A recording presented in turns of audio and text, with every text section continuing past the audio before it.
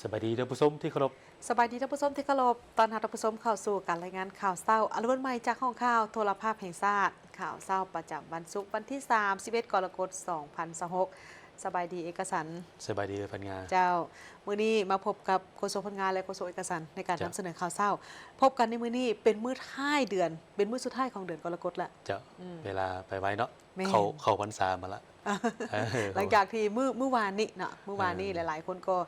มื้อก่อนนี่เนาะวันที่29เนาะวันที่29มันหลายคนก็ได้ไปทำบุญตักบาตรและก็ถือโอกาสนี้ในระยะ3เดือนหลายคนก็ตั้งเป้าหมายไว้ว่า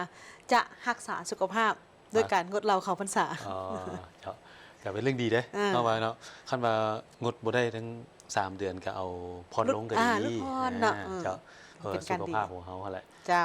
และข่าวเศร้าในมื้อนี้ก็เช่นเคยทางผู้ชมเฮามีข่าวทั้งภายในข่าวต่างประเทศพร้อมด้วยข่าวกีฬามานำเสนอต่อท่านผู้ชมสำหรับข่าวภายในประเทศมีข่าวเกี่ยวกับห้องว่าเป็นบทสารเนื่องในโอกาสวันสากลเพื่อต้านการฆ่ามนุษย์ประจำปี2026เมื่อว่าถึงการฆ่ามนุษย์นี่มันปัจจุบันนี้ก็มีหลายรูปแบบเลยมันมาหลายรูปแบบอีหลีที่แอบแฝงมาบ่ว่าจะเป็นในรูปแบบของการจัดหางานบ่รูปแบบของการแต่งดองบ่หรือว่ารูปแบบในการอื่นๆนั่นแหละนี่คือตัวไปเฮ็ดเวียกนี่แหละ โอ้ call center scammer นี่ก็มีสำคัญตัวนี้คันเจ้าเฮ็ดบ่ได้ดังเขาก็จัดการเจ้าโลดมันมีก่อนไปกับหลังไปแม่นก่อนไปก็จะมาด้วยข้อมูลข้อความที่ให้เราฟังแล้วน่าสนใจไปแล้วอยู่ดีกินดีเฮ็ดเวียกเบาได้เงินดีเงินสูงอย่างสินะมันก็เป็นตัวล่อดิตัวเลขของการฆ่ามนุษย์หรืออาชญากรรมแบบนี้นะอันดับต้นๆของโลกเลยอ๋อบางปีนี่เบอร์1ของโลกเลยเจ้าห้องมาแล้วมันพวกยาเสพติดฮะอ่าตัวนี้ถือว่าเป็นตัวเลขสูงหลาย เจ้าหรือว่าท่านผู้ชมท่านใดที่พบเห็นข้อมูลสามารถแจ้งหาหน่วยงานที่เกี่ยวข้องได้หรือว่าเขามีเบาะแสสามารถแจ้งได้เพิ่นมีสายด่วนจึงง่ายๆท่านผู้ชมสายด่วนก็คือ1300ครับวันนี้เรามาเริ่มที่ท่านสอนไซศรีพันดรนายกรัฐมนตรีได้ให้เกียรติต้อนรับการเข้าเยี่ยมคำนับของท่านนางยองแอฮันซึ่งเป็นประธานที่ปรึกษาเกี่ยวกับปัญหาน้ำของรัฐสภาอาซีพร้อมด้วยคณะในโอกาสที่เดินทางมาเข้าร่วมกองประชุมอยู่สปปลาวซึ่งท่านได้ต้อนรับในวันที่29กรกฎาคมผ่านมาที่สำนักงานนายกรัฐมนตรีท่านนายกรัฐมนตรีได้กล่าวแสดงความยินดีต้อนรับและก็ตีราคาสูงต่อการพัวพันร่วมมือระหว่างอาเซียนกับสาธารณรัฐเกาหลีพร้อมทั้งชมเชยต่อผลสำเร็จของการจัดกองประชุมสภาที่ปรึกษาเกี่ยวกับปัญหาน้ำของรัฐสภาอาซีครั้งที่9และกองประชุมโตมนเกี่ยวกับปัญหาอากาศและน้ำครั้งที่3รวมทั้งบทบาทความพยายามและผลการเคลื่อนไหวรัฐสภาอาซีในระยะที่ผ่านมาพร้อมนั้นก็ได้แจ้งให้ทราบเกี่ยวกับความเอาใจใส่ในการปฏิบัติพันธสากลที่สาธารณรัฐประชาธิปไตยประชาชนลาวได้เข้าเป็นภาคีขององค์การจัดตั้งภาคพื้นและสากลจัดตั้งผลขยายสนธิสัญญาปารีสว่าด้วยการเปลี่ยนแปลงของดินฟ้าอากาศซึ่งปัจจุบันพร้อมสุมใจจัดตั้งปฏิบัติวิสัยทัศน์ฮอดปี 2040 และยุทธศาสตร์การคุ้มครองการนำไส้น้ำและทรัพยากรน้ำแห่งชาติฮอดปี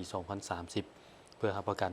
ให้การบริหารและนำไส้น้ำในสปปลาวให้มีความยืนยงส่งเสริมการนำไส้พลังงานสะอาด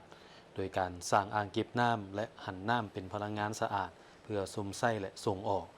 ได้เสนอรัฐสภาอาซีบางด้านเป็นต้นแมนสืบต่อเพิ่มทวีการร่วมมือและปรึกษาหารืออย่างใกล้ชิดกับสภาแห่งชาติลาวสืบต่อจัดตั้งปฏิบัติบรรดาโครงการร่วมมือโดยเฉพาะการพัฒนาระบบชลประทานการบริหารจัดการทรัพยากรน้ำเข้าในแขนงอุตสาหกรรมและกสิกรรมเพื่อรับประกันการผลิตและการพัฒนาเศรษฐกิจสังคมสืบต่อเพิ่มทวีการร่วมมือและช่วยเหลือด้านทุนฮอนวิชาการเทคโนโลยีและส่งเสริมการลงทุนของภาคเอกชนในการหันทรัพยากรน้ำเป็นสินค้าเพื่อสร้างผลประโยชน์ร่วมกันช่วยฉุกยูและส่งเสริมนักธุรกิจเอกชนให้เข้ามาลงทุนอยู่ลาวนอกนั้นยังได้ฝากความยื้อยามถามข่าวและคำเสเสริญไปยังทานนายกรัฐมนตรีแห่งสาธารณรัฐเกาหลีมาเยี่ยมยามสาธารณรัฐประชาธิปไตยประชาชนลาวในเวลาที่มีความสะดวกในข่าวเศร้าของมื้อนี้เฮามีบทสารของท่านปริญญาเอกคำพันธ์พรหมทัศน์กรรมการกรมการเมืองศูนย์กลางภาคของนายกรัฐมนตรีกระทรวงยุติธรรมประธานคณะกรรมการต้านการฆ่ามนุษย์ระดับชาติเนื่องในโอกาสวันสากลเพื่อต้านการฆ่ามนุษย์ประจำปี2026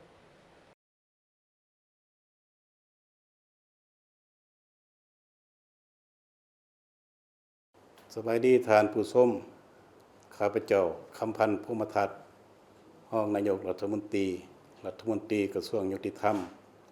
และประธานคณะกรรมการต้านการค้ามนุษย์ระดับชาติมื้อนี้เนื่องในโอกาสวันสากลเพื่อต้านการค้ามนุษย์30 กรกฎาคมได้หมุนเวียนมาบรรจบครบรอบอีกเวลาหนึ่งก่อนอื่นข้าพเจ้าในนามตั้งหน้าคณะกรรมการต้านการค้ามนุษย์ระดับชาติและในนามส่วนตัวขอฝากความเยี่ยมยามถามข่าวอันอบอุ่นความหักแพงและความสามัคคีมายังการนำทุกขันพนักงานรัฐกรกำลังประกอบอาวุธภาคส่วนธุรกิจและประชาชนลาวบรรดาเผ่าในทั่วประเทศดังที่พวกเฮารับรู้นำกันแล้วว่าการค้ามนุษย์ถือเป็นอาชญากรรมที่ร้ายแรงที่สุดต่อมวลมนุษยชาติมันเป็นการละเมิดสิทธิพื้นฐานของความเป็นมนุษย์ก็คือต่อสิทธิของพลเมืองซึ่งเหยื่อของการค้ามนุษย์ทุกกรณีล้วนแต่ตกในความเสี่ยงต่อชีวิตหรือสร้างบาดแผลและความเจ็บช้ำต่อร่างกายจิตใจเกียรติศักดิ์ศรีของผู้ที่ถูกข้อหาพร้อมนั้นยังทำลายความอบอุ่นในครอบครัวกีดขวางการพัฒนาเศรษฐกิจสังคมและสร้างผลกระทบต่อความมั่นคงของชาติในสุปีหลังๆมานี้ขบวนการและรูปแบบของการค้ามนุษย์อยู่ในโลกก็คืออยู่ประเทศเฮาได้มีทายเอียงเพิ่มความหุนแห้งและมีการผันแปรที่สลับซับซ้อนเพราะฉะนั้นในปีนี้องค์การสหประชาชาติได้กำหนดหัวข้อสากลว่า Trap Behind the Scam หรือว่าติดกับดักอยู่เบื้องหลังการหลอกลวงหรือให้เข้าใจว่านี้คือคำเตือนที่ให้พวกเขาระวังความเสี่ยงต่อการถือกับดัก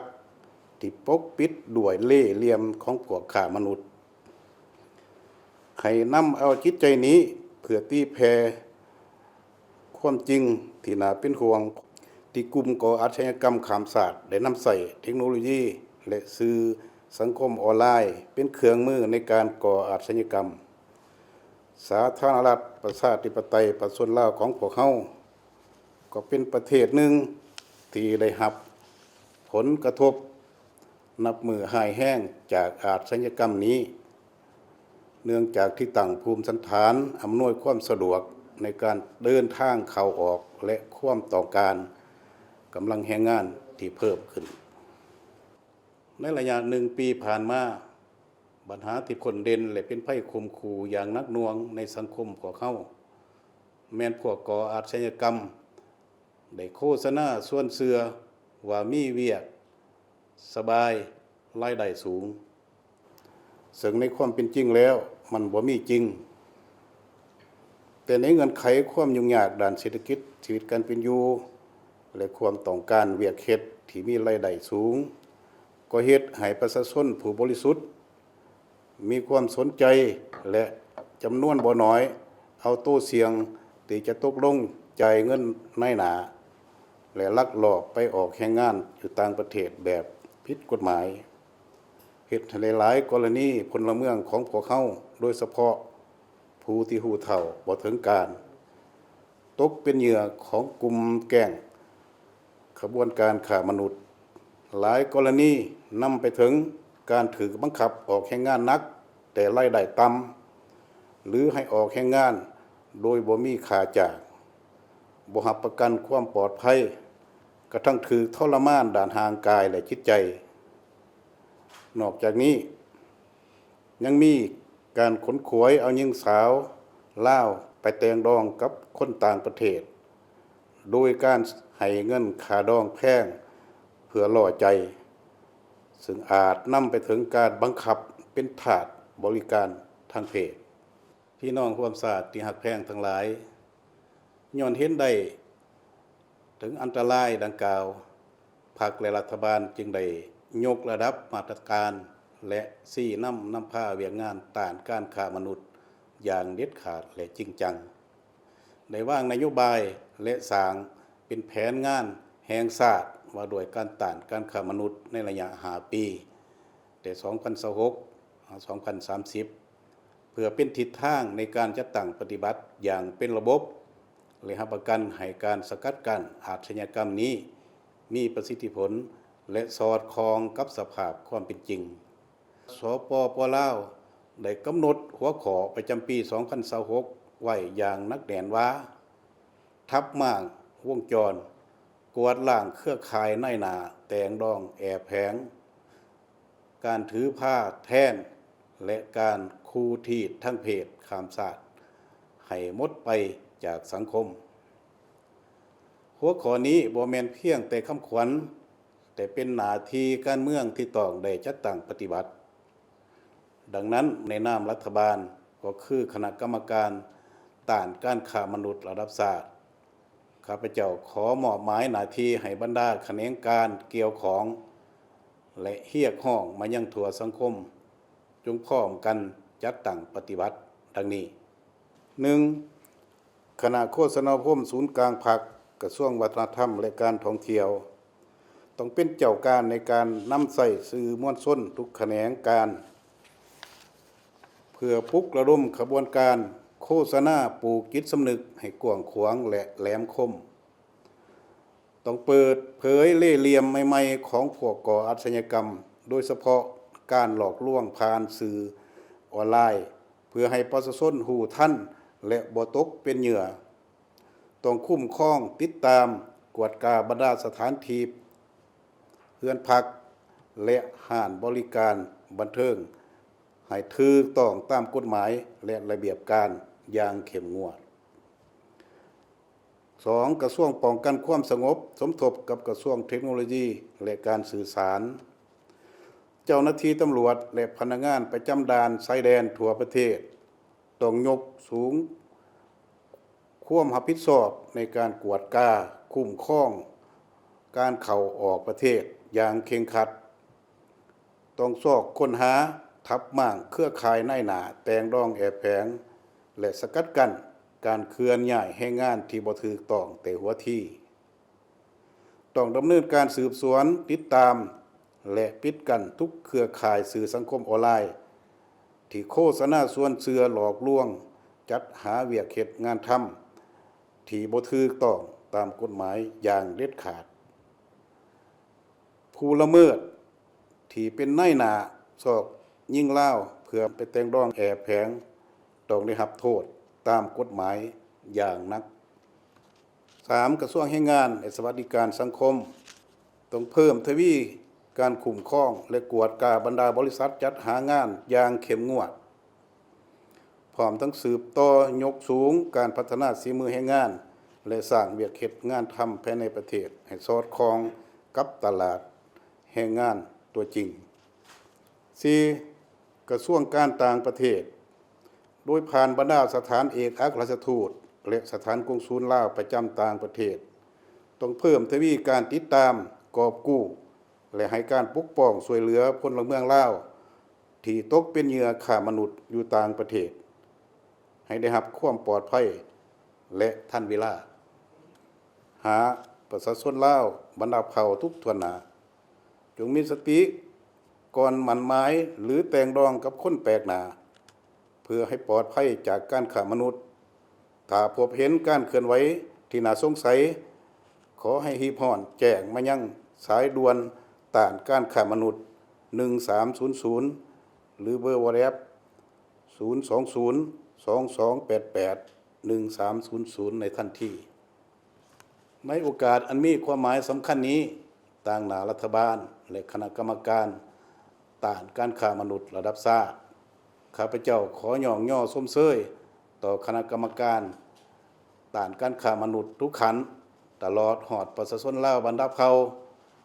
ที่ได้ประกอบส่วนอย่างตั้งหน้าเขาในเวียกงานนี้ตลอดมาพร้อมเดียวกันขอแสดงความขอบใจอย่างลึกซึ้งมายังบรรดาประเทศเพื่อนมิตรองค์การจัดตั้งสากลองค์การจัดตั้งทางสังคมและผู้ประกอบการทั้งภายในและต่างประเทศที่ได้ให้การสนับสนุนช่วยเหลือรัฐบาลสปป.ลาวในการสกัดกั้น ต้านและแก้ไขปัญหาการค้ามนุษย์ตลอดระยะผ่านมาข้าพเจ้าเชื่อมั่นอย่างยิ่งว่าด้วยความสามัคคีเป็นจิตหนึ่งใจเดียวของทั่วพรรคทั่วรัฐและทั่วปวงชนลาวทั้งชาติบวกกับการหัวมือและสนับสนุนช่วยเหลือจากเพื่อนมิตรสากลพวกเขาจะสามารถเอาชนะอุปสรรคและเฮ็ดให้ภัยคมคูจากการค้ามนุษย์ลดน้อยถอยลงและหมดสิ้นไปจากสังคมประชาชนลาวบรรดาเผ่าพวกเขาจงร่วมใจกันต้านภัยฆ่ามนุษย์ขอขอบใจ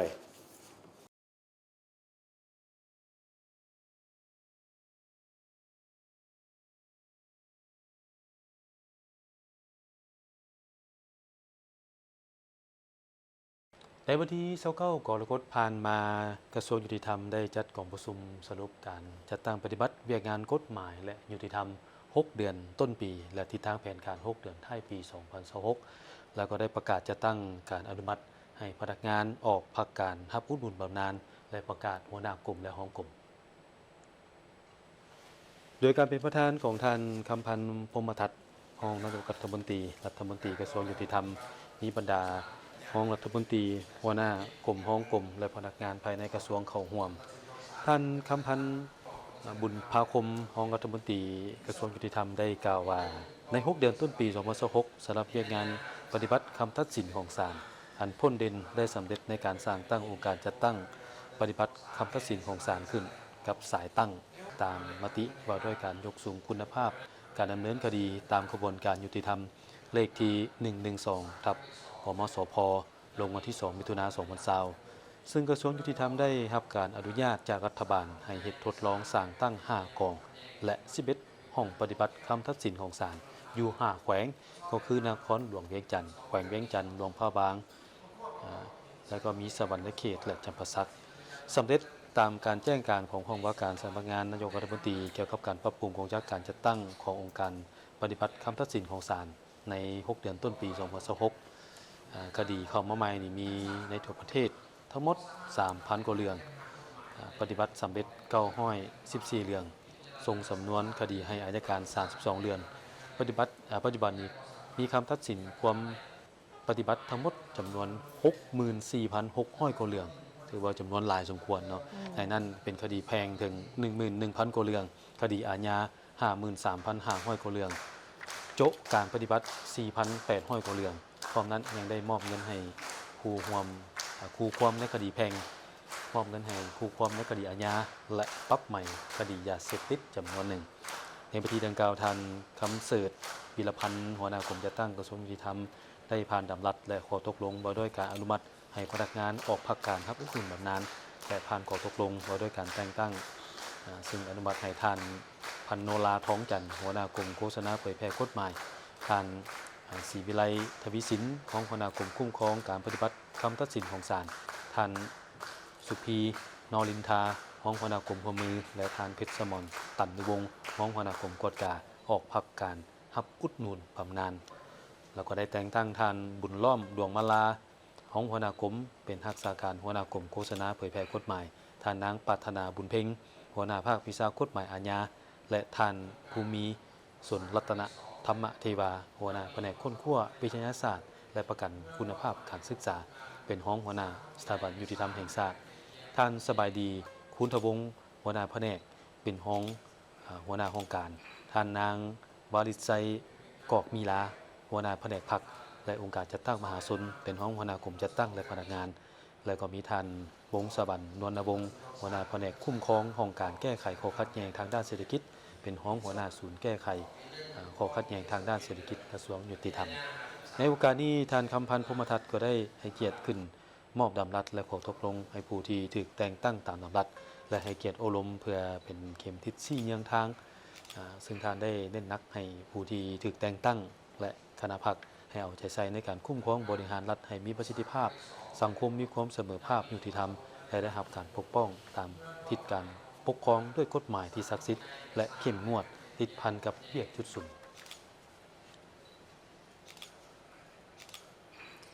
สหายวันไซพ้องสวรรค์กรรมการกรมการเมืองศูนย์กลางภาค เลขาธิการศูนย์กลางภาคประธานคณะกรรมการศูนย์กลางภาคประธานองค์การกฎการแห่งรัฐหัวหน้าองค์การต้านการส่อลาดบังหลวงศูนย์กลางพร้อมด้วยคณะและคณะนำของทั้งแขวงพงศาลีได้ลงไปเคลื่อนไหวเยี่ยมยามและเฮ็ดเวียกอยู่ที่เมืองใหม่ของแขวงพงศาลีในโอกาสนี้ก็ได้มีการรับฟังการรายงานสภาพรวมของเมืองในการจัดตั้งปฏิบัติเวียกงาน6เดือนต้นปีของเมืองจากสหายพรทวีไซมนตรีกรรมการพรรคแขวงเลขาพรรคเมืองใหม่ซึ่งสหายได้ฮู้ว่าเศรษฐกิจของเมืองแม้ได้มีการขยายตัวเฉลี่ยอยู่ในระดับ 3.72 ส่วนห้อยรวมยอดผลิตภัณฑ์ภายในเมนปฏิบัติได้255ตื้อกีบเทียบใส่แผนปฏิบัติเมนได้อยู่ 67.63 ส่วนห้อยเฉลี่ยต่อกับหัวพ้นเมนได้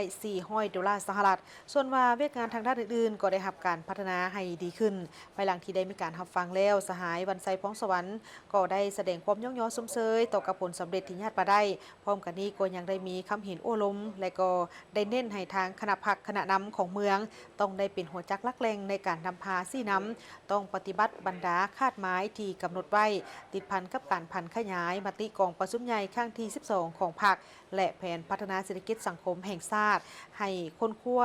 หันเป็นแผนงานโครงการประจำปีให้ละเอียดในแต่ละระยะมีการจัดเรียงเวียกงานที่ได้กำหนดเอาไว้อย่างละเอียดจะแจ้งกำหนดมาตรการในการนำพาซี่นำให้มีการปรึกษาหารือกันภายในคณะพร้อมกันสู่ซนในการจะตั้งปฏิบัติในการแก้ไขความทุกข์ยากให้ลดลงและแก้ไขชีวิตการเป็นอยู่ของประชาชนก็ให้ดีขึ้นการพัฒนาทางด้านเศรษฐกิจสังคมก็นำไส้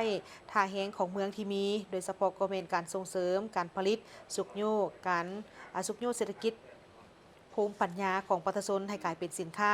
จัดตั้งเป็นกลุ่มการผลิตร่วมหมู่เพื่อให้มีความสามารถในการเข้าถึงแหล่งทุนได้ส่งเสริมการสมไส้ผลิตภัณฑ์ภายในดึงดูดการลงทุนจากภายในและต่างประเทศสร้างฐานรายรับใหม่ด้วยการสุกยู่ส่งเสริมให้หัวหน่วยธุรกิจใหม่นี่ให้มีความเข้มแข็งพัฒนาแหล่งท่องเที่ยวเพื่อเป็นการดึงดูดการท่องเที่ยวคุ้มครองทรัพยากรธรรมชาติและสิ่งแวดล้อมให้มีความยืนยงติดตามกวดกาเบิงเด็กที่มีเกณฑ์อายุเข้าเฮียนในทั่วเมืองเพื่อสุกยู่ให้ส่งเสริมให้เขาเจ้านี่ได้มีการเฮียนหนังสือเอาใจใส่ในการต้านพยาธิการระบาดตามฤดูกาลการบริการปิ่นปัวสุขภาพก็ให้มีความเอาใจใส่ส่งเสริมทางด้านความรู้ความสามารถให้แก่คนในวัยออกแรงงานให้มีความรู้ความสามารถเพื่อเป็นกำลังหลักในการผลิตเอาใจใส่ในความสงบเพื่อเป็นการสร้างเงื่อนไขให้แก่ประชาชนนั้นได้ทำมาหากินและก็ติดตามกฎการค้าขายที่ผิดกฎหมายแก้ไขปัญหายาเสพติดพร้อมกันนั้นก็ให้มีสติในการบริโภคข่าวสารทางออนไลน์ต่างๆในโอกาสเดียวกันนี้สหายวันซอยพงสวรรค์ก็ได้มอบเงินจำนวน50 ล้านกีบพร้อมด้วยเครื่องคอมพิวเตอร์และปรินเตอร์จำนวน6ชุดและนอกจากนี้ก็ยังได้รับการสมทบจากทางกลุ่มนักธุรกิจหนุ่มก็ได้ประกอบส่วนมอบเงินจำนวน100 ล้านกีบให้กับเมืองเพื่อนำไปหมุนไส้ในเวียกงานต่างๆของเมืองและก็ได้ไปเยี่ยมยามห้องการตาแสงน้ำงาวันที่29กรกฎาคมผ่านมาสภาทฤษฎีศูนย์กลางพรรคได้จัดของประชุมคณะประจำสภาทฤษฎีศูนย์กลางพรรคร่วมกับคณะพิสอบที่สร้างห่างปฏิของกระทรวงศึกษาธิการและกีฬาว่าด้วยการพัฒนาทรัพยากรมนุษย์ที่มีคุณภาพตอบสนองให้แก่การพัฒนาในเงื่อนไขใหม่กองประชุมคณะประจำสภาทฤษฎีศูนย์กลางพรรคร่วมกับคณะพิสอบที่สร้างห่างมติของกระทรวงศึกษาธิการและกีฬาว่าด้วยการพัฒนาทรัพยากรมนุษย์ที่มีคุณภาพตอบสนองให้แก่การพัฒนาในเงื่อนไขใหม่โดยการเป็นประธานของสหายศาสตราจารย์ปริญญาเอกกีแก้วไขคำพิทูลกรรมการกรมการเมืองศูนย์กลางพรรคประธานศูนย์กลางแนวราวสร้างชาติมีผู้ชี้นำเป็นผู้ชี้นำองค์การจัดตั้งมหาชนประธานสภาทฤษฎีศูนย์กลางพรรคมีคณะประจำและสมาชิกของสภาทฤษฎีศูนย์กลางพรรคคณะพิสอบทั้งสองฝ่ายเข้าร่วมการจัดกองประชุมในครั้งนี้มีความหมายสำคัญต่อการกำหนดแนวทางยุทธศาสตร์ด้านการพัฒนาทรัพยากรมนุษย์เพราะว่าทรัพยากรมนุษย์เป็นปัจจัยพื้นฐานและเป็นกำลังขับเคลื่อนที่สำคัญที่สุดในการพัฒนาประเทศท่ามกลางการเปลี่ยนแปลงอย่างไววาของวิทยาศาสตร์และเทคโนโลยีการหันเป็นดิจิทัลเศรษฐกิจฐานความรู้การแข่งขันด้านกำลังคนการเชื่อมโยงภาคพื้นและสากลการพัฒนาทรัพยากรมนุษย์ให้มีคุณภาพสูงจึงเป็นภารกิจยุทธศาสตร์ที่ต้องได้รับการเอาใจใส่เป็นพิเศษ ต่างหน้าคณะพิชอบหางปฏิได้นำเสนอรายงานเกี่ยวกับกระบวนการคุ้นคั่วเหียบเฮียงและสร้างหางปฏิพร้อมทั้งได้วิเคราะห์สภาพตัวจริงของการพัฒนาทรัพยากรมนุษย์ในระยะผ่านมาหลายความเห็นได้เสนอให้หางปฏิกำหนดเป้าหมายและตัวชี้วัดที่ชัดเจนสามารถวัดแทกได้และเชื่อมโยงกับแผนพัฒนาเศรษฐกิจสังคมของประเทศพร้อมนั้นยังควรให้การร่วมมือให้ความสำคัญต่อการปฏิรูปการศึกษาการยกระดับคุณภาพครูอาจารย์การพัฒนาการเรียนรู้ตลอดชีวิตการสร้างกำลังคนด้านวิทยาศาสตร์เทคโนโลยีและนวัตกรรมพร้อมทั้งสร้างกลไกจูงใจในการดึงดูดและนำใช้บุคลากรที่มีความสามารถทั้งภายในและต่างประเทศกองประชุมสรุปการจะตั้งปฏิบัติเวียกงานคณะกรรมาการแห่งชาติเพื่อความก้าวหน้าของมือหญิงแม่และเด็กแต่ปี 2021 ถึง 2025และทิศทางแผนการระยะแต่ปี 2026 ถึง 2030 โดยในเมื่อวันที่ 30 กรกฎาคม 2026 นี้ที่โรงแรมลาวพลาซ่านครหลวงเวียงจันทร์คณะกรรมาการแห่งชาติเพื่อความก้าวหน้าของมือหญิงแม่และเด็กหรือคสกมดได้มีการจัดกองประชุมสรุปการจัดตั้งปฏิบัติเวียกงานคณะกรรมาการแห่งชาติเพื่อความก้าวหน้าของมือหญิงแม่และเด็ก 5 ปี 2021 ถึง 2025และทิศทางแผนการ 5 ปี 2026 ถึง 2030 โดยการเป็นประธานของห้องศาสตราจารย์ปริญญาเอกทองสลิดมังหนอเมฆรองนายกรัฐมนตรีกระทรวงศึกษาธิการและกีฬาประธานคณะกรรมาการแห่งชาติเพื่อความก้าวหน้าของมือหญิงแม่และเด็กพร้อมด้วยคณะและต่างหน้าจากทางแขวงนครหลวงเวียงจันทร์พร้อมด้วยวิชาการที่เกี่ยวข้องนั้นเข้าร่วมท่านนางอาลีวงศ์นองบุญธรรมประธานศูนย์การสัมพันธ์มือหญิงลาวรองประธานคณะกรรมาการแห่งชาติเพื่อความก้าวหน้าของมือหญิงแม่และเด็กผู้ประจำการได้ขึ้นผ่านห่างบทสรุปตีราคาการจะตั้งปฏิบัติเวียกงานของทางคณะกรรมาการแห่งชาติเพื่อความก้าวหน้าของมือหญิงแม่และเด็ก5 ปี 2021 ถึง 2025 ผลสำเร็จจุดดีของโครงข้างและบทเรียนที่ถอดถอนได้และทิศทางแผนการใน5 ปีต่อหน้าในโอกาสดังกล่าวนี้ท่านนางวิไลวรรณบุพานุวงศ์กรรมการทางเป็นหัวหน้าของการคณะกรรมาการแห่งชาติเพื่อความก้าวหน้าของมือหญิงแม่และเด็กก็ได้ขึ้นนำเสนอห่าง3แผนดำเนินงานแห่งชาติก็คือห่างแผนดำเนินงานแห่งชาติเพื่อความเสมอภาพหญิงชาย5 ปีครั้งที่ 5 2026 ถึง 2030 ห่างแผนดำเนินงานแห่งชาติเพื่อแม่และเด็ก5 ปีครั้งที่ 4 2026 ถึง 2030 และห่างแผนดำเนินงานแห่งชาติเพื่อป้องกันและลดละความรุนแรงต่อแม่หญิงและความรุนแรงต่อเด็ก5 ปีครั้งที่ 3 2026 ถึง 2030 โดยสังเขปพร้อมกันนี้ก็ยังได้มีการปรึกษาหารือแลกเปลี่ยนความคิดเห็นในการจัดตั้งปฏิบัติเวียกงานส่งเสริมความเสมอภาพหญิงชายการลืบล่างการจำแนกปกป้องและส่งเสริมสิทธิแม่หญิงเด็กตามการจัดตั้งปฏิบัติตัวจริงในขั้นศูนย์การและท้องถิ่นซึ่งได้ยกให้เห็นถึงความสำเร็จของโครงข้างสิ่งท้าทายที่เกิดขึ้นเพื่อพร้อมกันซอกหาวิธีทางแก้ไขในต่อหน้าธนาคารแห่งสาธารณรัฐประชาธิปไตยประชาชนลาวได้จัดกองประชุมสภาบริหารครั้งที่ 2 ประจำปี 2026 เพื่อสรุปตีราคาการจัดตั้งปฏิบัติเวียกงาน 6 เดือนต้นปี และทิศทางแผนการใน 6 เดือนท้ายปี 2026 กองประชุมสภาบริหารครั้งที่ 2 ประจำปี 2026 จัดขึ้นที่ธนาคารแห่งสปป.ลาว โดยการเป็นประธานของท่านนางบุญคำวรจิตผู้ว่าการประธานสภาบริหารธนาคารแห่งสปป.ลาวมีบรรดาท่านห้องประธานคณะสภาบริหารห้องผู้ว่าการพร้อมด้วยพนักงานหลักแหล่งที่เกี่ยวข้องเข้าร่วมกองประชุมครั้งนี้ได้สุ่มใส่ตีราคาผลการเคลื่อนไหวเวียกงานที่พ้นเด่นในระยะ 6 เดือนต้นปีและวางทิศทางแผนการ 6 เดือนท้ายปี 2026 พร้อมนี้ที่ประชุมยังได้พิจารณาและหับฮ้องเอาบรรดาเอกสารสำคัญเป็นต้นแมนการสรุปค่าตั๋วแผนงบประมาณประจำปี 2025 งบประมาณ 6 เดือนต้นปีและแผนการ 6 เดือนท้ายปี 2026 หับฮ้องรายงานผลการดำเนินกองประชุมของคณะกรรมาการนโยบายเงินตราและคณะกรรมการระบบการชำระเพื่อเป็นบอนอิงในการจัดตั้งปฏิบัติเวียกงานให้สอดคล้องตามกฎหมายและระเบียบการท่านนางบุญคำวรจิต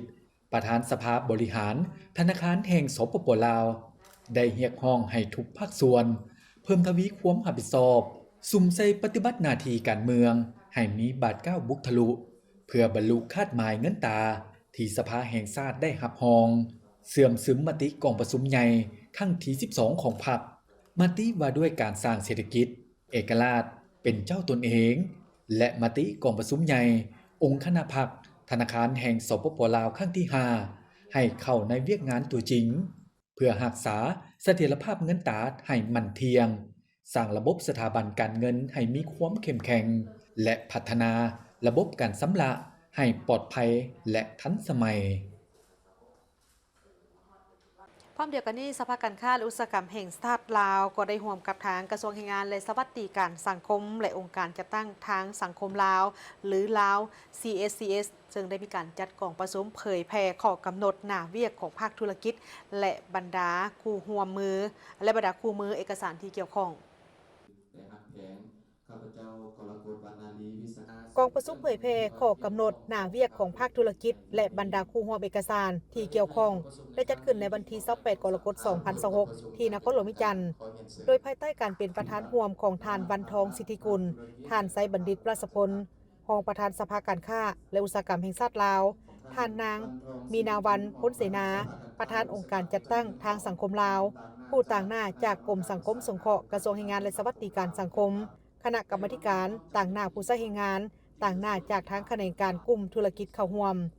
กองประชุมครั้งนี้เป็นการพันขยายข้อกำหนดหน้าเวียกหรือ TOR ว่าด้วยการจัดตั้งและการเคลื่อนไหวของคณะกรรมการคุ้มครองภัยพิบัติภาคธุรกิจโดยยกสูงบทบาทของสภาการค้าและอุตสาหกรรมแห่งชาติลาวในฐานะผู้ต่างหน้าภาคธุรกิจในกลไกประสานงานและเผยแพร่สุดเครื่องมือประเมินความพร้อมตอบโต้ภัยพิบัติเพื่อสร้างความเข้มแข็งภาคธุรกิจแนะใส่ให้บรรดาหัวหน่วยธุรกิจสมาชิกได้รับรู้เข้าใจนำไปจัดตั้งให้เกิดผลตัวจริงสภาการค้าและอุตสาหกรรมแห่งชาติลาวเห็นได้ถึงความสำคัญในเวียกงานปกป้องทางสังคมเบารวมเว้าเฉพาะกอแมนเวียกงานของการกักเกี่ยมความพร้อมสร้างความยืดหยุ่นและการตอบโต้ภัยพิบัติการมีส่วนร่วมในหลายกิจกรรมในการสร้างการมีส่วนร่วมและความเข้มแข็งการประกอบส่วนในกลไกการประสานงานจากขั้นศูนย์กลางลงฮอดท้องถิ่นโดยเฉพาะแม่นกลไกการประสานงานร่วม3ฝ่ายท่านวันทองสิทธิกุลรองประธานสภาการค้าและอุตสาหกรรมแห่งชาติลาวได้สัมภาษณ์ต่อทีมข่าวโทรภาพแห่งชาติลาวว่า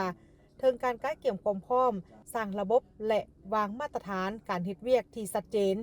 แม่นความจำเป็นรีบด่วนที่จะช่วยให้ธุรกิจลาวสามารถยืนหยัดอย่างมั่นคงลดพ้นความเสี่ยงและเติบโตอย่างยืนยงในระยะยาวโดยอิงตามกฎหมายว่าด้วยการคุ้มครองภัยพิบัติแห่งชาติและอิงตามดำรัสและนิติกรรมต่างๆที่เกี่ยวข้องเกี่ยวกับการต้านภัยพิบัติและการคุ้มครองภัยพิบัติแห่งชาตินี้ถือว่าทั้งภาคธุรกิจพวกเขาโดยเฉพาะสภาการค้าและอุตสาหกรรมแห่งชาติลาวนี้ในนามต่างหน้าผู้ประกอบการในทั่วประเทศพวกเขาก็ได้สมทบอยู่ในองค์การไตรภาคีก็คือว่ามี3ภาคส่วน1เป็นสภาการค้าพวกเราต่างหน้าภาคธุรกิจ2ก็เป็นกระทรวงแรงงานและสวัสดิการสังคมเป็นต่างหน้าภาครัฐและ3ก็องค์การจัดตั้งทางสังคมซึ่งว่า3ภาคส่วนนี้ในระบบกฎหมายในนิติกรรมต่างๆนี้มันเป็นภาคส่วนหนึ่งที่สำคัญจะจัดตั้งและขับเคลื่อนเกี่ยวกับนโยบายการต้านและการภัยพิบัติที่จะเกิดขึ้นในต่อหน้านี้แหละเพราะฉะนั้นมื้อนี้เป็นพวกเราได้เปิดกล่องประชุมเผยแพร่บรรดาเอกสารต่างๆที่เกี่ยวข้องโดยเฉพาะทุกอย่างที่มันติดพันกับภาคธุรกิจที่จะมีส่วนร่วมในเวียกงานการคุ้มครองและการต้านภัยพิบัติแห่งชาตินี้ในนามข้าพเจ้าที่เป็นคณะคุ้มครองภัยพิบัติของภาคธุรกิจเนาะข้าพเจ้าก็อยากให้บรรดานักธุรกิจทุกแขนงการตั้งแต่ศูนย์กลางฮอดท้องถิ่นเพื่อให้เข้าใจเกี่ยวกับขอบของโครงการของพวกเขาเพื่อว่าเวลาอันเกิดภัยพิบัติมาทางภาคธุรกิจที่ว่าของพวกเขาอยู่ทั่วประเทศนี้จะได้รับมือกับเวลาภัยพิบัติเกิดขึ้นเนาะจะเฮ็ดให้มันสะดวกสบายเพื่อว่าเวลาไปช่วยเหลือเวลาที่เกิดประสบภัยพิบัติต่างๆหั่นเนาะ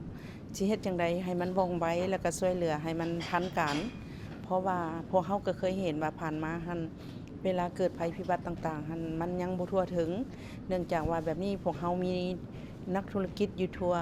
ประเทศเนาะเพื่อว่าให้มีเป็นส่วนหนึ่งที่ว่ามาสมทบกับภาครัฐบาลนั้นจะเฮ็ดจังไดให้ช่วยเหลือผู้ประสบที่ว่าเคราะห์ต่างๆเนาะเพื่อว่าให้พวกเขาได้มีการช่วยเหลือให้มันทันเหตุการณ์ต่างๆนะเพื่อว่าเฮ็ดให้มีผลกระทบน้อยที่สุดเนาะบ่ให้มันมีผลกระทบหลายหั้นตัวนี้ก็ถือว่า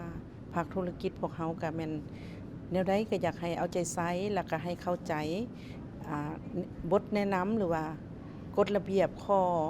ระเบียบต่างๆที่ว่าของภาคธุรกิจพวกเขามีหันให้เข้าใจเนาะถ้าหากพวกเขาเข้าใจแล้วเวลาการเฮ็ดเวียกหันมันจะทันกับสภาพการเนาะตัวนี้ โอกาสนี้ท่านไซบัณฑิตรัศพลก็ได้กล่าวเน้นหนักถึงเนื้อในหลักการของบรรดาเอกสารที่นำมาเผยแพร่ในครั้งนี้ประกอบมี4เสาหลักสำคัญคือบทรายงานการประเมินความเสี่ยงภัยพิบัติของภาคธุรกิจที่จะช่วยได้การวิเคราะห์เห็นได้ถึงความเสี่ยงที่อาจจะเกิดขึ้นล่วงหน้า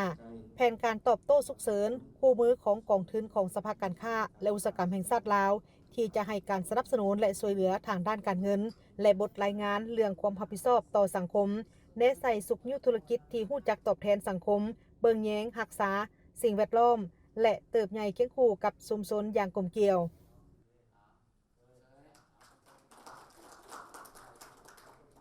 ในวันที่ 30 กรกฎาคมผ่านมาองค์คณะพรรคของว่าการสำนักงานนายกรัฐมนตรีได้จัดพิธีมอบใบยั่งยืนหน่วยพรรคปลอดใสเข้มแข็งนักแน่นประจำปี 2025 และเปิดกระบวนการแข่งขันการก่อสร้างหน่วยพรรคปลอดใสเข้มแข็งนักแน่นประจำปี 2026 กองประชุมประเทศกับเป็นประธานของสหายโบพงษ์นามวงศ์กรรมการศูนย์กลางพรรคเลขาคณะบริหารงานพรรคห้องว่าการสำนักงานนายกรัฐมนตรีมีบรรดาสหายคณะประจำพรรคคณะบริหารงานพรรคเลขาหน่วยพรรคภาคฐานพร้อมด้วยสมาชิกพรรคเข้าร่วมสหายเคิงคำแก้วหนูจันทร์ห้องเลขาคณะบริหารงานพรรคห้องว่าการสำนักงานนายกรัฐมนตรีได้รายงานให้ทราบเกี่ยวกับการจัดตั้งปฏิบัติแผนการก่อสร้างหน่วยพรรคปลอดใสเข้มแข็งนักแน่นประจำปี 2025ซึ่งทั่วองค์คณะพรรคห้องว่าการสำนักงานนายกรัฐมนตรีมีทั้งหมด 11 หน่วยพรรคภาคฐานที่ขึ้นครับมีสมาชิกพรรคทั้งหมด 475 สหายหญิง 168 สหายในนั้นสมาชิกพรรคที่มีเงินไขผ่านบทสำรวจและจัดประเภทสมาชิกพรรคจำนวน 326 สหายหญิง 120 สหายผ่านการประเมินสามารถตีราคาประเภทแข่งจำนวน 326 สหายหญิง 120 สหายกวมเอาห้อยส่วนห้อย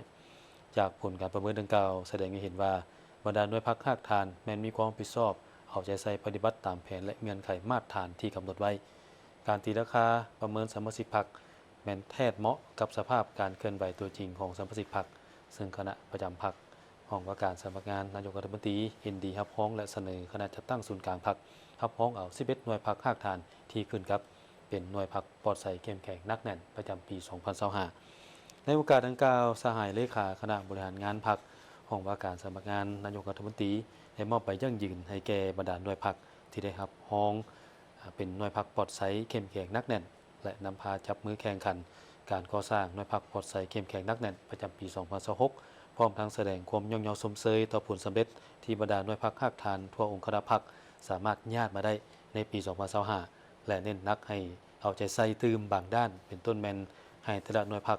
จงสืบต่อรักษาบุญเสื้อและน้ำมันหยดหน่วยพรรคปลอดใสนักแน่นเข้มแข็งโดยเริ่มจากสมาชิกพรรคทุกสหายนำเอาแผนและข้อคัดแย้งการก่อสร้างหน่วยพรรคปลอดใสเข้มแข็งนักแน่นประจำปี 2026 ของคณะพรรคไปจัดตั้งผันขยายเข้าในหน่วยพรรคภาคฐานของตนโดยหันเป็นแผนการอันละเอียดมีการมอบหมายความรับผิดชอบและติดตามสุขนุ่งแต่ละระยะสืบต่อยกระดับคุณภาพในการก่อสร้างหน่วยพรรคปลอดใสเข้มแข็งนักแน่นให้สูงกว่าเก่าสืบต่อจัดตั้งผันขยายมติกองประชุมใหญ่ครั้งที่ 22 ของพรรคและมติกองประชุมใหญ่ครั้งที่ 6 ขององค์คณะพรรคห้องว่าการสำนักงานนายกรัฐมนตรีให้เป็นอันละเอียดและได้รับมากผลตัวจริงในระหว่างวันที่27ถึงวันที่29กรกฎาคม 2026 ที่ผ่านมาท่านคำลาวันจันทรวันประธานองค์การกระเด็กแห่งชาติลาวพร้อมด้วยคณะก็ได้ลงไปเคลื่อนไหวคิดเวียกอยู่ที่แขวงบริคำไซแขวงขมวนและแขวงสวรรณเขต โดยโอกาสดังกล่าวนี้ท่านประธานองค์การกระแดงแห่งชาติลาวก็ได้นำเอาเครื่องอุปโภคบริโภคที่จำเป็นจำนวน51สุดรวมมูลค่าเป็น45ล้านกีบไปมอบให้กับประชาชนผู้ที่ทุกข์ยากขาดเขินอยู่แขวงบุรีคำไซก็คือบ้านศรีสวัสดิ์บ้านหาดดอกคูนบ้านนาแหนบ้านวัดธาตุบ้านโพนมุงคุณบ้านอยู่ที่เมืองบริคันและนอกจากนั้นก็ยังได้เดินทางต่อไปยังบ้านทาบักของเมืองคำเกิดเพื่อเยี่ยมยามและก็ให้กำลังใจพร้อมกับมอบเครื่องช่วยเหลือบรรเทาทุกข์สุขเสริญให้แก่ครอบครัวผู้ที่ได้รับผลกระทบอย่างหนักหน่วงจากเหตุการณ์ดินเจือนทับใส่เฮือนจนเฮ็ดให้มีผู้เสียชีวิตซึ่งการนำเอาเครื่องไปมอบในครั้งนี้ก็เพื่อเป็นการแบ่งเบาความทุกข์โศกในยามที่วิกฤตให้ทันการและพร้อมเดียวกันนี้ท่านเองก็ยังได้ให้เกียรติเป็นประธานเปิดสุดอบรมการประเมินขีดความสามารถของชุมชนในการรับมือกับภัยพิบัติอยู่ที่เมืองคูนคำของแขวงคำมวนและสุดอบรมในครั้งนี้เป็นได้มีขึ้นโดยพนักงานซึ่งจัดขึ้นโดยจัดให้แก่พนักงานและก็ภาคส่วนที่เกี่ยวข้องจากทั้ง4เมืองในขอบเขตของแขวงคำมวนและก็แขวงบุรีคำไซทางนี้ก็เพื่อเป็นการยกระดับความรู้และก็ทักษะการประเมินความเสี่ยงและความอ่อนแอของชุมชนโดยได้รับการสนับสนุนจากทางองค์การกาแดงสวิสและพร้อมเดียวกันนี้ท่านประธานองค์การกาแดงแห่งชาติลาวเองก็ได้ลงไปมอบเครื่องช่วยเหลือให้กับประชาชนจำนวน69ครอบครัวอยู่ที่บ้านนากลางของเมืองคูนคำนอกจากนั้นก็ยังได้มอบเครื่องบรรเทาทุกข์ให้แก่ประชาชนที่ทุกข์ยากขัดเขินจำนวน50ครอบครัวรวมมูลค่าเป็น45ล้านกีบอยู่ที่บ้านสีส้มซืนบ้านเหล่าหลวงบ้านหนองขุ่นบ้านหนองหอยบ้านโพนคำของเมืองหินบูนแขวงขมวนและก็ได้เดินทางไปมอบเครื่องให้แก่ประชาชนจำนวน50ครอบครัวที่ทุกข์ยากขัดเขินอยู่ที่บ้านปาไลของเมืองไซบุรีของทางแขวงสะบันเขตตื่มอีกในมูลค่าที่นำไปมอบเป็น45ล้านกีบท่านผู้ชมในวันที่28กรกฎาคมผ่านมาที่นิวยอร์กสหรัฐอเมริกาได้มีพิธีลงนามแถลงการร่วมว่าด้วยการสร้างตั้งสายพบการทูตระหว่างสาธารณรัฐประชาธิปไตยประชาชนลาวและสาธารณรัฐเอลซัลวาดอร์โดยตั้งหน้าให้รัฐบาลแห่งสาธารณรัฐประชาธิปไตยประชาชนลาวแมนทานท้องพานสวรรค์เพชรเอกอัครราชทูตวิสามัญภูมิอำนาจเต็นแห่งผู้ต่างหน้าถาวรแห่งสาธารณรัฐประชาธิปไตยประชาชนลาวประจำองค์การสหประชาชาติและต่างหน้ารัฐบาลแห่งสาธารณรัฐเอลซัลวาดอร์แมนทานนางเอ็กริเซนดาอาราเซรีกอนซาเลสโลเปสซึ่งเป็นเอกอัครราชทูตวิสามัญภูมิอำนาจเต็มผู้ต่างหน้าถาวรแห่งสาธารณรัฐเอลซัลวาดอร์ประจำองค์การสหประชาชาติได้ร่วมลงนามในแถลงการณ์ร่วมในครั้งนี้โดยการเข้าร่วมเป็นสักขีพยานในพิธีดังกล่าวของบรรดานักการทูตทั้งสองฝ่ายสาธารณรัฐเอลซัลวาดอร์ได้รับเอกราชในวันที่15กันยายนปี1821มีนครหลวงชื่อว่าซานซัลวาดอร์มีระบบการปกครองแบบระบบประธานาธิบดีโดยมีประธานาธิบดีเป็นประมุขรัฐและหัวหน้ารัฐบาลที่มาจากการเลือกตั้งในทุกๆ5ปีสาธารณรัฐเอลซัลวาดอร์ได้เข้าเป็นสมาชิกองค์การสหประชาชาติในวันที่24ตุลาปี1945ซึ่งเป็นหนึ่งใน50ประเทศก่อตั้งองค์การสหประชาชาติในโอกาสเดียวกันนี้ทั้งสองฝ่ายได้ยืนยันคืนในการสืบต่อเสริมขยายสายพัวพันธุ์และการร่วมมือในด้านต่างๆในตอนหน้ารวมทั้งการสนับสนุนซึ่งกันและกันในเวทีสากลการสร้างตั้งสายพัวพันธุ์การทูตครั้งนี้เป็นการประกอบส่วนให้แก่การจัดตั้งปฏิบัติแนวทางการต่างประเทศสันติภาพเอกราชมิตรภาพและการร่วมมืออันเสมอต้นเสมอปลายของสปป.ลาวและเฮ็ดให้ลาวมีสายพัวพันธุ์การทูตกับต่างประเทศเพิ่มขึ้นเป็น154ประเทศในทั่วโลกได้มีพิธีมอบหับและเปิดการนำไส้สุกศาลาน้าป่าอยู่ที่บ้านน้าป่าของเมืองแบงแขวงอุดมไซโดยการเข้าร่วมเป็นประธานของท่านดร.อมพันธ์อินทมงคลกรรมการพรรคแขวงหัวหน้าแผนกสาธารณสุขแขวงอุดมไซท่านกำพรพิมราชกรรมการพรรคแขวงเลขาคณะบริหารงานพรรคเมืองแบงและท่านลูกแอปหัวหน้าองค์การช่วยเหลือเด็กสากลประจำสปป.ลาวมีทีมงานองค์การช่วยเหลือเด็กประจำเกาหลีองค์การช่วยเหลือเด็กสากลประจำสปป.ลาวบรรดาคณะการที่เกี่ยวข้องคันแขวงคันเมืองบริษัทองค์การสาธารณสุขเมืองสุขศาลาและองค์การปกครองบ้านเข้าร่วมในพิธีได้ฟังการรายงานผลการก่อสร้างสุขศาลาหลังใหม่จากประธานบริษัท MLT จำกัดผู้เดียว ซึ่งโครงการดังกล่าวแม่นโครงการขององค์การช่วยเหลือเด็กสากลประจำลาวภายใต้โครงการสร้างความเข้มแข็งให้ระบบสาธารณสุขสปปลาวเพื่อสามารถทนทานกับสภาพการเปลี่ยนแปลงดินฟ้าอากาศโดยได้รับการสนับสนุนทุนช่วยเหลือจากกองทุนภูมิอากาศสีเขียวและทุนช่วยเหลือจากภาคส่วนเอกชนในเกาหลีโดยผ่านองค์การช่วยเหลือเด็กประจำเกาหลีในมูลค่าการก่อสร้างทั้งหมด4ตึกว่ากีบการจัดตั้งปฏิบัติแม่นอิงใส่สัญญารับเหมาก่อสร้างเริ่มตั้งแต่วันที่1มีนา2026ถึงวันที่17กรกฎาคม2026แม่นสำเร็จลักษณะโครงสร้างของอาคารเป็นอาคารถาวรโครงสร้างเบตงเสริมเหล็กสั้นครึ่งมีรอบยาว28เมตรกว้าง14เมตรมีการติดตั้งแผงพลังงานแสงอาทิตย์ระบบถังบำบัดน้ำเสียเพื่อยกระดับสุขาภิบาลและป้องกันควบคุมการติดเชื้อพยาธิปรับปรุงโครงสร้างพื้นฐานเพื่อลดพรความเสี่ยงจากภัยน้ำท่วมและอื่นๆนอกนี้ยังได้ซ่อมแปลงตึกสุขศาลาหลังเก่า1หลังและซ่อมแปลงของภาคพนักงานหลังเก่า1หลังผ่านการก่อสร้างตัวจริงสามารถจัดตั้งปฏิบัติสำเร็จห้อยส่วนห้อยของนาเวียกทั้งหมดโอกาสนี้ประธานพิธีได้ผลัดเปลี่ยนกันมีคำคิดคำเห็นต่อกับการมอบรับและเปิดน้ำใสสุขศาลาดังเก่าโดยเฉพาะแม่นด้านเร่งทุนความเอาใจใส่ของแต่ละภาคส่วนด้านผลประโยชน์และอื่นๆทั้งนี้ก็เพื่อตอบสนองกับความเรียกร้องต้องการด้านการบริการสุขภาพให้แก่ประชาชนซึ่งสุขศาลาแห่งนี้เป็นสุขศาลาแห่งตำอิฐของแขวงอุดมไซและเมืองแบงที่ได้รับการช่วยเหลือจากโครงการดังกล่าวอันนี้เขตนาป่าเป็นเขตหนึ่งที่มีความจำเป็นและมีประชากรอาศัยอยู่อย่างหนาแน่นซึ่งเป็นจุดสุ่มในการบริการที่กวมเอาหลายบ้านเป็นการประกอบส่วนอันสำคัญของในการบริการคนเจ็บให้แก่ประชาชนพร้อมนี้ยังได้มอบใบยกย่อให้องค์การโครงการบริษัทและบ้านที่มีผลงานดีเด่นในการประกอบส่วนด้านงบประมาณและแห่งงานของในการก่อสร้างสุขศาลาดังกล่าวและองค์การช่วยเหลือเด็กประจำเกาหลีและสปปลาวได้มอบอุปกรณ์จำนวนหนึ่งให้แก่สุขศาลาโรงเรียนและบ้านที่ขึ้นกับเขตนาป่าต้นท้ายพิธีได้มีการตัดเถบผ้าและลันคล้องเพื่อเป็นการยั่งยืนถึงการมอบรับและเปิดน้ำใสสุขศาลาดังกล่าวอย่างเป็นทางการโดยมีภาคส่วนที่เกี่ยวข้องเข้าร่วมเป็นสักขีพยานทั้งหมดนี้คือการรายงานข่าวเศร้าจากห้องข่าวโทรภาพแห่งชาติขอบใจที่ประธานให้เกียรติติดตามรับชมข่าว และพบกันได้ใหม่ในการรายงานข่าวภาคต่อไปส่วนข่าวภาคนี้โฆษกข่าวเศร้าพร้อมกับทีมข่าวลาท่านผู้ชมไปด้วยเวลาเพียงเท่านี้สบายดี สบายดี